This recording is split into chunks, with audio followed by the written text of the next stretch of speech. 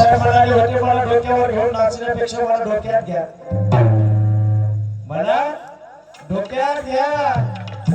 परंतु आम्ही बाबासाहेबांना डोक्यात घेणं सोडलं. आता आम्ही नाचणं चालू केले. आम्ही नाचेवाल्याची आवडत आहेत कोण? आम्ही नाचेवाल्याची आवडत नाही, जागतिक लेवलच्या विद्वान महापुरुषाची आवडत. आम्हाला नाचायला तर शोभते का? परंतु आमचं ते सध्या तमाशा चालू झाले बाबासाहेबांच्या नावावरती. बंधूंनो, आपण धोक्याच्या पातळीकडे चाललात. आपण धोक्याच्या पातळीकडे चाललात. येणारा काळ तुम्हाला आणि मला माफ करणारा नाही. किमान 1-2 लाख रुपये एका गावातून 1-2 लाख रुपये. एका तालुक्यात 60-65 खेडे राहतात, त्याच्यातून 50 गावचे 1-1 लाख रुपये धरा एका वर्षाला.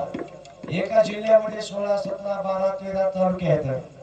तालुक्यातले महाराष्ट्रातून किती पैसे चाललेत आपले? आणि कोणते आले पैसे? आपली वोट बँक कोण आहे का कोणी? आपले पैसे. परंतु आम्ही ते आम्हाला काहीच कळना गेले. आणि आम्ही आता इथे जेवण करण्याच्या अगोदर सगळेच माणसं म्हणले सोरा मेरे मध्य प्रमाद ठाणा वेर मणी शिक्का पदम समाधी. आम्हाला लाजही नाही, शरमही नाही, है की नाही? बेशरम माणसं. कमीत कमी आपल्याला हे तोंडात नाव घ्यायला तरी शोभते का? 40% वर लोक दारू पिलेले होते आज, है की नाही? आणि बाबासाहेबांनी आम्हाला पंचशीला त्रिशिला हे सांगितलेले सोरा मेरे मध्य प्रमाण. मी जन्मापासून मरेपर्यंत मद्यपान करणार नाही, व्यसन करणार नाही, बिडी बनणार नाही, दारू पिणार नाही. आम्ही दारू पितच म्हणतो सोरा मेरे मध्य प्रमाण. एवढे मोठे कर्तव्य करतो आम्ही. आकाश मोजतो आम्ही कशामुळे? भीमा तुझ्यामुळे.